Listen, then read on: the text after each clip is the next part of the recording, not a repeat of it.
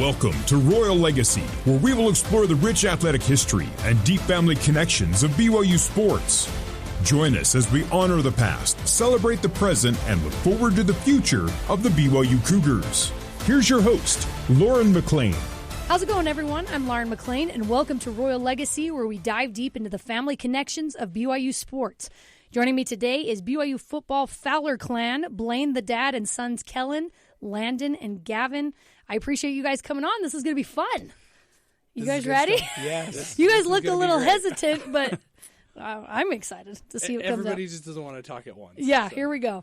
Let's give it a little background on the Fowlers. Blaine, you played at BYU from 81 to 85, part of that 84 national championship team, and you married Brenda Birmingham in 83. Mm-hmm. She was on the BYU drill team at the time. You had 2 daughters and 3 sons together, all 3 boys playing football for BYU. Blaine, we know you from BYUtv, covering football and basketball and losing in a free throw contest to me. We won't tell the rest. Kellen. That was the first time. The second time I did not lose. True. Kellen, you played for BYU from 2002 to 2003, and then again from 2006 to 2008. Landon played from 2009 to 2010. Gavin played for BYU from 2011 to 2018 and is currently an assistant safeties coach for the BYU football team. Did I get all that right? Yeah, it sounds right. Guys, nailed it. Wow. That's a big deal. Those are some cool accolades right there. Let's start off with a question for the boys. What was your favorite story your dad told you from his playing days at BYU? Kellen, let's start with you. That's a tough one. Because Blaine has lots of stories. He is a storyteller by nature, and I feel like we grew up all in the stories. It's probably something that isn't actually about BYU football. It would be something else, like from crazy shenanigans around the team. He told a story. I think I don't want to get this wrong, but I think it was him telling a story about Jim McMahon. They were on the road in a high-rise hotel, may have been in Honolulu, and they got a knock on their sliding glass window, and they're like, somebody's on our balcony. We're way off the ground. And was it Jim, Dad? It was Jim McMahon. And Jim had been climbing balcony to balcony and then looking in the windows so he could see somebody that he knew to try and get back in the building, and knocked on their window. It was that kind of stuff that we grew up hearing about. Wow. Just the uncensored fun. BYU football. the stuff that happens outside, off the field, that makes it actually pretty special, and that you build relationships with the people through that kind of stuff. So that was one of those stories that I was always like, oh, man, that would be so fun to have buddies like that and be on the road together and whatnot.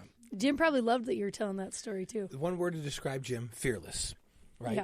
Yeah. Fearless on the field, fearless off the field. You climb down balconies above the international marketplace back in those days. And did you have a game the next Princess day? Keelani Mary, well, within the next day or two, yeah. We'd go over a couple of days ahead to acclimate when we played in Hawaii. So, wow. I love that story. All right, Landon, it's your turn. What's something you remember your dad telling you when you were growing up? That was the exact story that came to my mind. But the other one that comes to mind was maybe there was a big fight at a JV game down at Snow, and am I remembering this right? Well, we got in a fight at Philadelphia against Temple, right? Against Temple. Yeah, is that the one you're thinking of? Yeah, but I don't remember the details. I just remember being pumped about the fight and that we dominated. Yeah, you're like, did we win, Dad? Okay. Yeah. Well, didn't he say that he was going to go get in the fight and somebody grabbed him? No. It may have been Robbie. Yes. Robbie. We're quarterbacks. What are you doing? Yeah. Robbie Bosco pulled you back. Let's just say that Glenn Kozlowski started the fight. Not surprising. The fans from Philadelphia climbed out of the stands and got involved in the fight. Wow. I got up off of the bench to start down to get involved in the fight, and Robbie grabbed me by my sleeve and pulled me back down and said, dude, we're quarterbacks. We don't get involved in this kind of stuff. And we just sat there and watched our teammates. We're the only 2 guys not down in the fight. That would have hurt a little bit. Yeah. Your pride. But it did. I felt like we should have been part of it. That's crazy. All right, Gavin, sorry is the baby bro. What's your memory? No, I kind of similar answer to Kellen. I think my first stories that I think of are less about football and more about just time at BYU. More like dorms, shenanigans and stuff going on with Robbie and Chris and those guys. Even just the other day, I was walking by the dorms with Gennaro Guilford and Justin Enna, and we were all talking about stupid, funny stories that we did in the dorms. And so, any of us who lived in the dorms with our teammates and stuff, we all have funny stories and stuff we're doing. So those are the ones that always come up in my mind for some reason. So Robbie and I were roommates as freshmen in the dorms. Okay. Robbie Bosco and I. So. I think it just shows that the BYU experience, even for people who are athletes, it's hopefully everybody who comes to BYU has something special like that happen. It's a special place because it's a gathering of a lot of special people, and you just do fun, random stuff that it becomes part of the fabric of who you are after you're gone. Yeah, make lifelong friends and connections. It really is an incredible place. Blaine, for the average fan, though, you're known for going in for Robbie Bosco after he got injured during the Holiday Bowl against Michigan. Mike Holmgren said to you, you're great, you're in great shape, you've got this, you know the offense better than anybody on this team. And then Norm Chow then called back-to-back passing plays. Yeah, I think we threw the first 5 plays. Wow. That's how we rolled back in those days. Yeah. Because if we had 80 plays in a game, we were going to throw out 55. I love it. Those were That's fun entertainment days. right there. That's entertaining and football. that's why I came to BYU, watching him. The years when I was in high school, especially my senior year. Jim was a junior.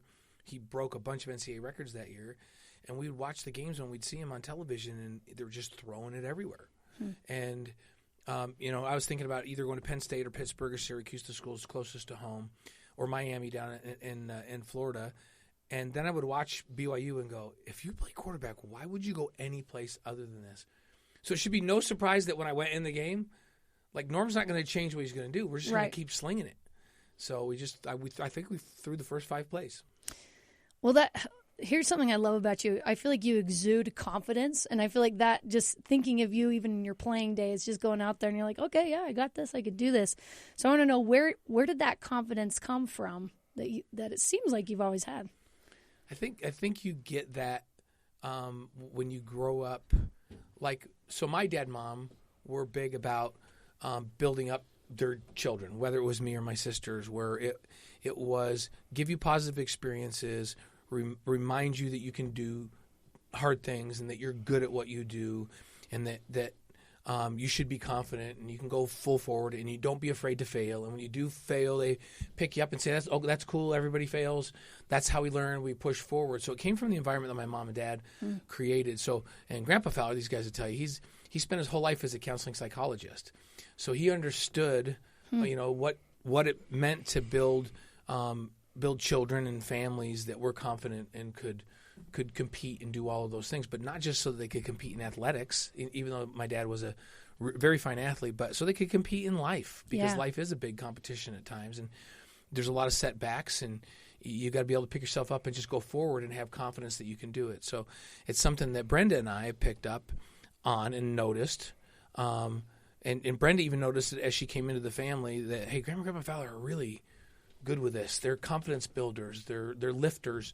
And so we said that's something we want to do with our kids. That old saying, whether you think you can or you can't, you're right. And so we raised these 3 boys right here to think, yeah, we can go play Division I football. That's not beyond our reach. We absolutely should be able to do that. Why shouldn't we be able to do that? Dad did that. Grandpa Fowler did that. We should all be able to do that. Yeah. And with that confidence, you push forward and you play faster when you're confident. You are more successful when you're confident. And so I think it just started from when I was young, probably because I was raised by a smart dad that also happened to be a psychologist. Yeah.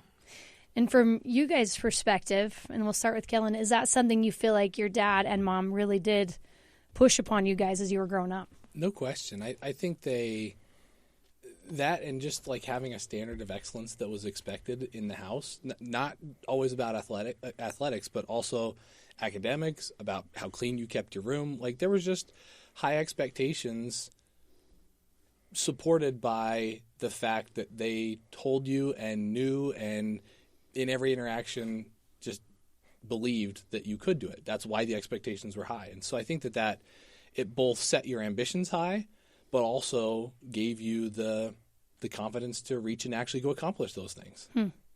That's really cool. And Landon, from your perspective, what type of role model was your dad to you while you were growing up in that aspect?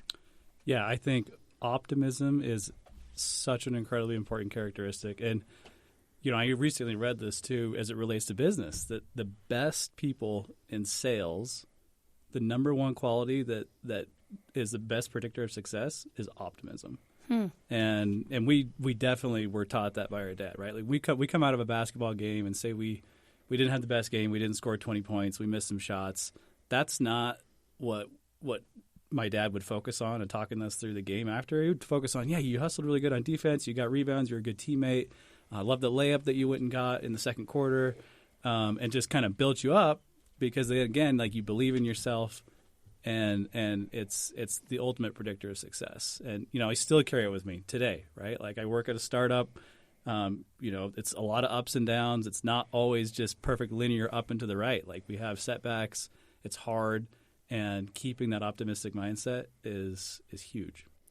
And it's interesting the power that parents have, right? Like even now, almost a 40-year-old, I'm all, so Mom and Dad, what do you think about this decision that I'm about to make? And so to have a figure like that is such a positive influence is incredible. Gavin, what about for you? How has that influence impacted your life?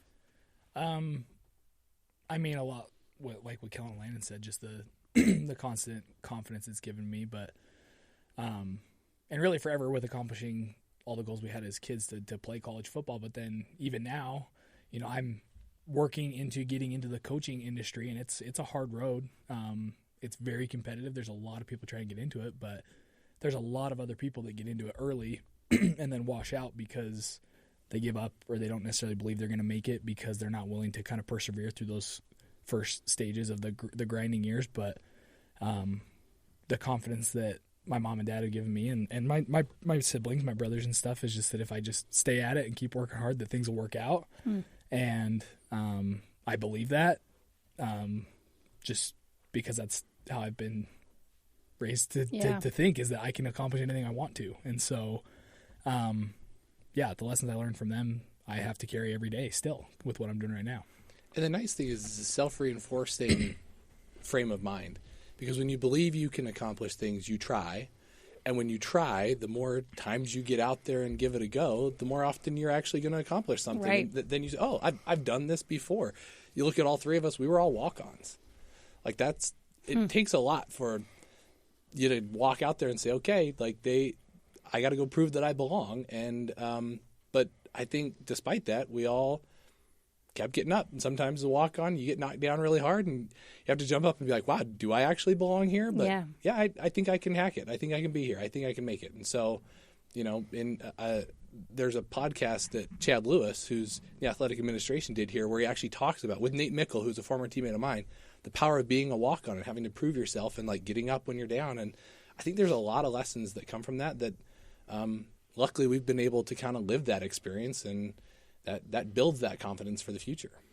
I think that's incredible advice. And what's crazy is I was talking to my friend today, and I was telling her about your family in this interview I was doing and kind of all your successes and even your daughters. And she's like, can you please just ask them, because she has kids, she's like, please ask the mom and dad how to raise little humans to become like that. So I love everything you're saying because it's really powerful.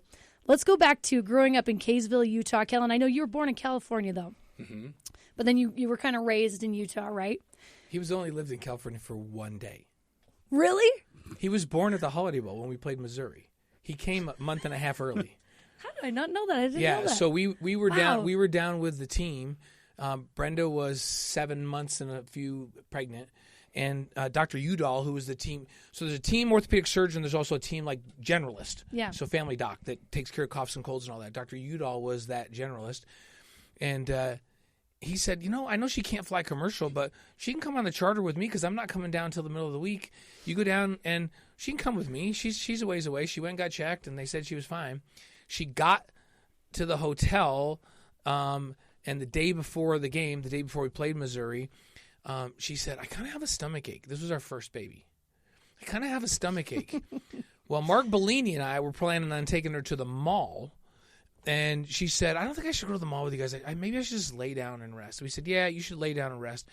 So Mark and I went out to the mall. And about 45 minutes later, we got an overhead page because this is before cell phones. Yeah. And it said, Blaine Fowler, please come to the mall security office. And Mark said, did they just say Blaine Fowler come to the... I said, that's impossible. Nobody knows us here. Again, Blaine Fowler, please come to the mall security office. I said, they clearly said Blaine Fowler come. So we walked down. The guy said, there's a Dr. Udall on the phone for you. And he said, hey, Blaine, I'm here in your room. Brenda's in labor.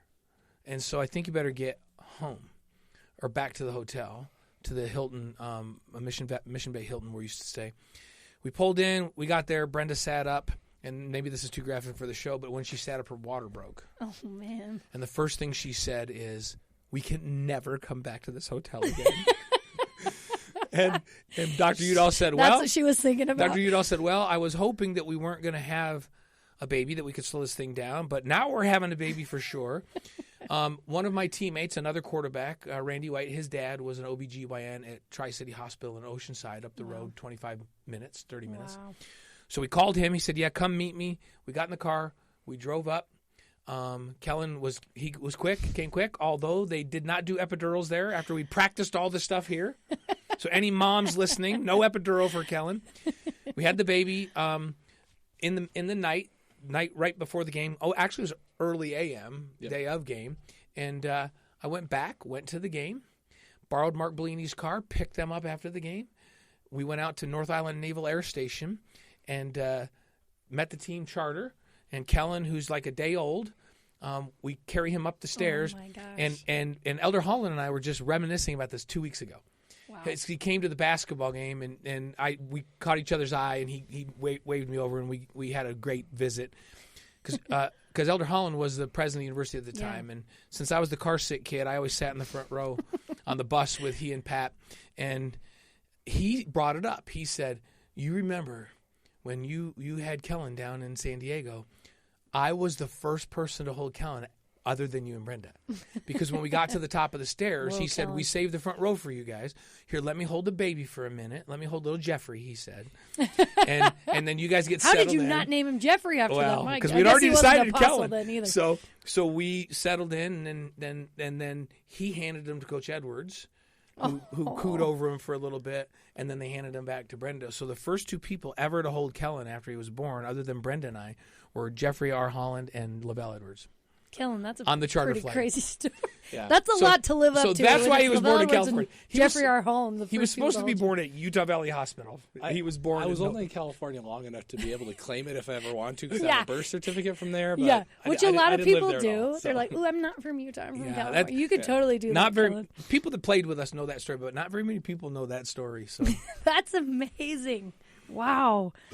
Well, once you ended your football career, Blaine, you went to the CFL for a minute, and then you started your broadcast career. So, Kellen, I want to know, when did your love for football begin that you can remember?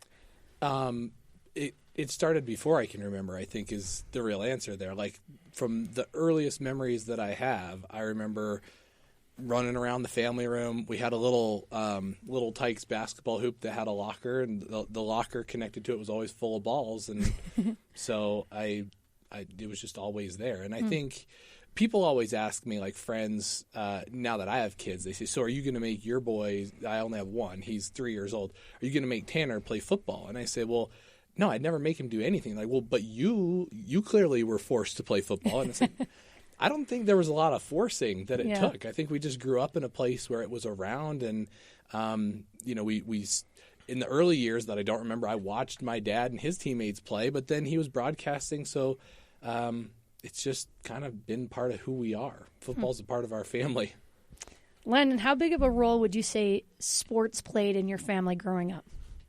Oh, it was huge. I mean, the TV was always on playing football, basketball, all the sports. But like Kellen said, I remember, being 4 or 5 years old in our old house in Hess Farms in Kaysville, and my dad kind of announcing us coming out from the tunnel, and me and Kellen run out and doing some kind of basketball or football game. But yeah, I mean, we were obsessed. I was the type of kid that would cut out the top 25, the AP top 25 of the college football rankings, on Sundays or Mondays when they come out in our old newspapers. And so yeah, we were all about it. And do you remember when Sports Illustrated used to send out the year in sports things?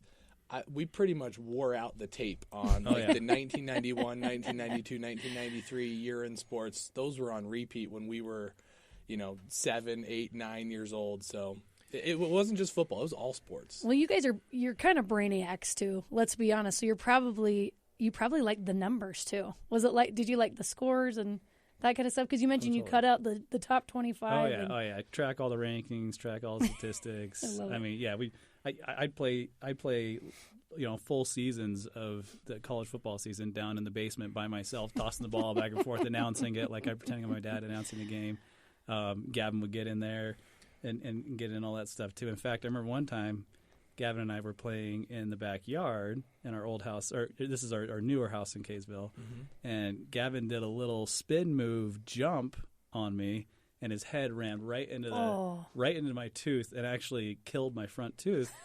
And so I had to get a root canal and get it bleached and all this stuff. And I was mad at Gavin at the time, but that was constantly the three of us, doing that stuff. It's a good spin move, though. He would tag along at Kellen's little league or whatever. We could watch that football league, and then he would tag along with both. And then we have team photos of all of these guys, and we look at him and you go, "Who's that little dude right there in a full uniform?" It's Gavin. Gavin was wearing a full. How old were you when you were wearing a full uniform? I wasn't allowed to play it because I wasn't old enough. But Landon's last couple of years of youth football, when you were coaching him, I played. I was probably 6. So, Gavin, what do you remember? Full gear with the guys. He was the coach. He was the He coach would that he would get. I would practice with Landon's He went to team practice when I was one like 6, season, and they were like 12. Fully suited up. Yeah, we were probably 12. You were probably 6. And then Gavin's the one. drills, They all did would the do this, wind but sprints. Gavin would make me go downstairs in the Hess Farms house, and he'd say, "Call my game. Call the game, Dan." And like he would go, and I would have to broadcast the game while he's running up and down. Then when he would score, he would say, "Do the song." And I would have to sing the Cougar Fight song. You guys all did that, but he would drag me into the basement over and over again. "Dad, call my game. Come down and call my game." Oh, how cool to have a dad that could just off the cuff call your game, too. That's pretty cool. Gavin, I want to know, what do you remember from your little kid brain about your brothers and, looking up to them as you were a little kid? Going to their games was my whole growing up, right? Which Kellen's so much older that I was really young when he was playing. I vaguely remember Kellen's high school games, mostly playing down in the end zone with my best friend. His best friend growing up and my best friend growing up were brothers, and we're the same ages. And so me and Taylor would be down playing in the end zone while Kellen and Blake were playing. So that's most of my memories of Kellen playing sports in high school and stuff. I remember Landon's high school football career really well because I was old enough to actually want to watch and be super engaged. And even same thing, all my friends would want to go hang out at the high school game, and I was wanting to watch my brother play and all that. Don't talk to me. But then obviously when these guys were playing here too, coming down every weekend to watch them play and watching every game on TV, and so wanting to follow the example and play like these guys. So watching them was, and not just watching them, but all the stories of us playing basketball in the driveway, playing football in the yard or in the house or whatever, and that's all my memories growing up. And they were all tough because Kellen toughened up Landon toughened up Gavin. But I think when you're coming and you're the third one playing, and when you're 6 and you're going and practicing with your older brother's team, I just remember when they were 10 or 11, and we were scrimmaging the other team in Kaysville, and the other coach came over and he said, "Can you take Gavin and Tom Poole?" Was the other? Yeah. "Can you take Gavin and Tom Poole out so we can actually run a play? They're going to kill somebody out here." They've been playing for so many years. By the time it was time to play, that they actually understood how to hit and do all that, and they literally the other team couldn't run a play because they were coming off the edge and just killing the quarterback in every play. I'm like, just give us 2 more plays and I'll take those guys out so you guys can run something. But that's because he was toughened up playing, especially playing with Landon. And when Kellen talks about with Tanner, with his son, are you going to make him play football? Does he want to play? To me, I don't remember ever even having that be a thought. I think I was the most football obsessed little kid ever. And I still am, obviously. Yeah. I'm obsessed with football still. But I don't think anybody kept me from playing if they tried. I that's all I wanted to do when I was little because of these guys. No, you were probably like my 5-year-old Tyson is begging to play tackle football. I guess he's 6 now, and we're like, "Bro, you got a couple of years. Chill out. We'll play a little flag for a few years." But yeah, that's how Gavin was. Gavin wanted to he was ready. By the time you let him put pads on at 8 years old, he was pounding kids. Yeah. And we tried to. We always say there's a lot of things you can do, and you've got to pursue the thing that makes you the happiest. And so we almost consciously didn't try to steer them away from sports because we know that there's so many good life lessons to learn in sports. So we're kind of hopeful that they did, but we're kind of trying to offer everything to them to see what they gravitated to, whether it was music, and everybody in our family is big on music, or multiple sports. Academics was really, really important. So music and academics and sports and our faith are all really important in our house. And so, and let them go chase whatever they're passionate about. Now, these three ended up all being very passionate about sports and multiple sports, football and basketball and track, and they all played baseball too. But it's interesting because they're all same DNA, slightly different, right? But they're all the same DNA, and they pursued different tracks academically too. Like Landon has a master's degree in accounting from here. I don't think Kellen ever would want to do accounting, right? Kellen has a bachelor's in finance and a law degree. Gavin has a master's degree in public administration. We're thrilled that they all played football here. Maybe our greatest thing is all 5 of our kids graduated from BYU. And then he married a BYU grad. He married a BYU grad. His wife has a master's degree from Utah, which we're forgiving her for. His wife's about to get a doctorate from Baylor University. Wow. She finishes here next month. Gets her doctorate. Abby gets a doctorate.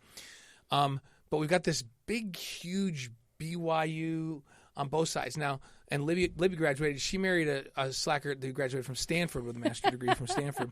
Oh, so he's pretty dumb then. Sure. But they found people, all of our kids found people who were passionate, not all the exact same things, but had a passion and wanted to chase and pursue the things that they were passionate about.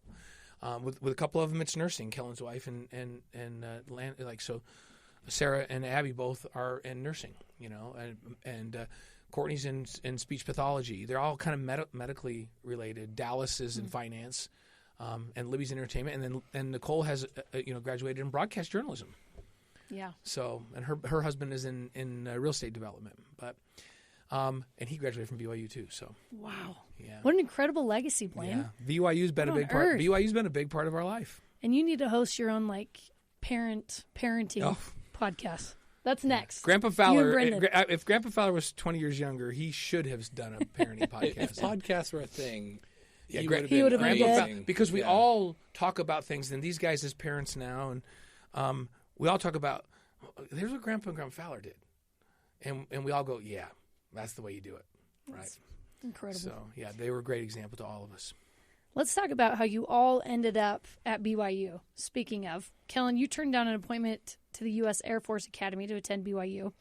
What made BYU the right choice for you at that time? Or did you always want to go?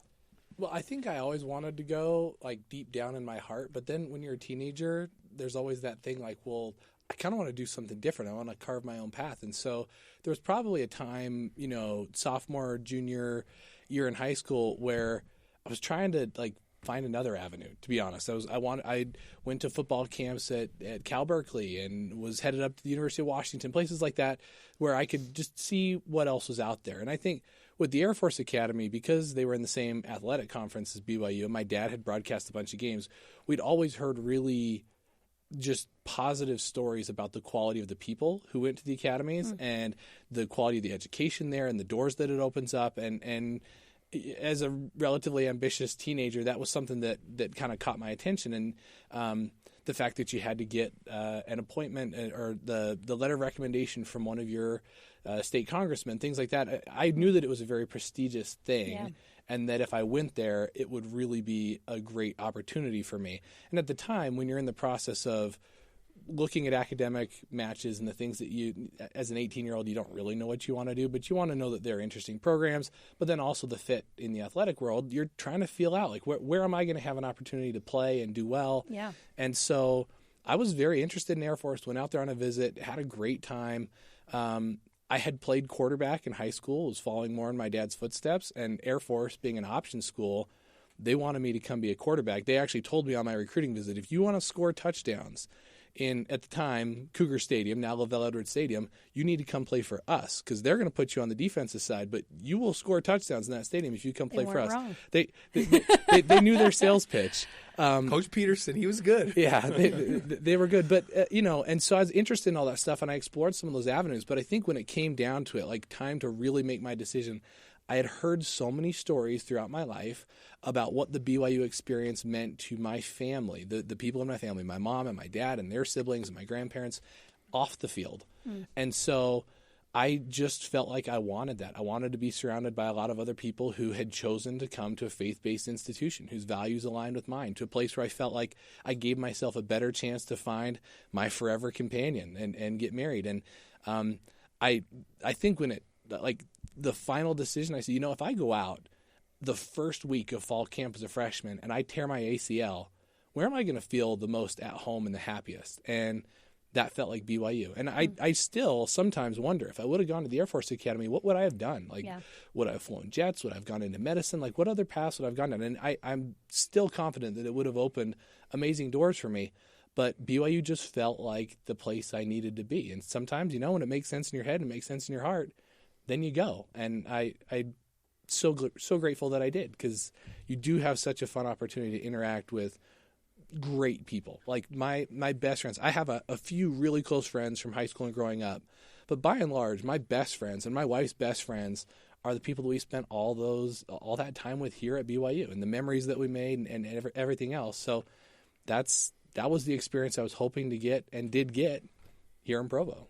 I feel like that's really good advice for prospective collegiate athletes. What you said is, if I tore my ACL or whatever in game 1, where would feel like home? Yeah. I think that's such great advice for somebody looking for a college, because that could be so confusing. This is a little bit of a side note, because I know you ran a 4.47 40-yard dash, and you were quite the track and field guy in high school, right? So side note, are you the fastest Fowler? That's what I got to know. Definitely not anymore. I'm the oldest, so you lose that fast switch at a certain point. But I would put money down that nobody ever was faster than me in their prime. Would you guys agree with that? He's probably right. He's probably right, but I did smoke him on the beach in Cancun 2 years ago. Yeah, he did. This is a true story. That's true, actually. Yeah. Now I wouldn't want to race Libby anymore. Yeah. No, that's true. Libby's probably faster than all of you now. They're all 5 of our kids ran track. They're good track, big time track athletes. You're all pretty dang fast. Yeah. Libby, our actress and music. If you could have heard what Ed Eyestone said to me when I told him she was going to take a dance scholarship to come to BYU, he said, "Did you hear the words that just came out of your mouth? She's a Fowler. She's not going to come run track here." And she was a really good hurdler. All these guys were great hurdlers. And I said, "No, I heard it." I said, "I think she'll be a very good college hurdler, but I think she's a world-class dancer." And he goes, "Okay, yeah, whatever." So when I see Ed, we just had him on my podcast. You're like, Ed, look at her now, I'm like, man. Ed. See, he was like, I know. The hard thing for us guys now is we're all at the age now where if we were to have a race and sprint, we're all afraid we're going to pull a hamstring. Well, especially on a beach. You can't go full out. That was a terrible you can idea. go fast, but not quite. You hit that 80% mark, and to be fair, the 80% mark now feels like the 40% mark once upon a time. And you better not run fast; your hamstrings will fall right off. These guys all had like very specific. So Kellen's probably the most explosive fast, right? Landon probably has the best fine motor skills and quick feet. Like if we're going to just go shoot threes, Landon is probably going to win against threes. And Gavin was the strongest and most physical probably. And so they all had a little different. They were all very well rounded with what they could do, but they all brought a little different thing to the position they played. And Kellen played safety. Landon was a corner. Gavin started as a corner and then had back-to-back ACLs and moved to safety. So. Yeah. So you're all crazy fast and athletic. They're all very fast. Not anymore. Now they're all really slow. Maybe you say you all were. You all were really all fast. Really slow now don't go past 80%. Yeah. Thank you for listening to part 1 of our interview with Blaine, Landon, Gavin, and Kellen Fowler. Part 2 will appear on this feed next week. Tori Kimball helped produce this episode with senior producer Terry South. You can join the Royal Legacy wherever you get your podcasts, on Apple, TuneIn, Stitcher, Spotify, or on BYURadio.org. Royal Legacy is a production of BYU Broadcasting.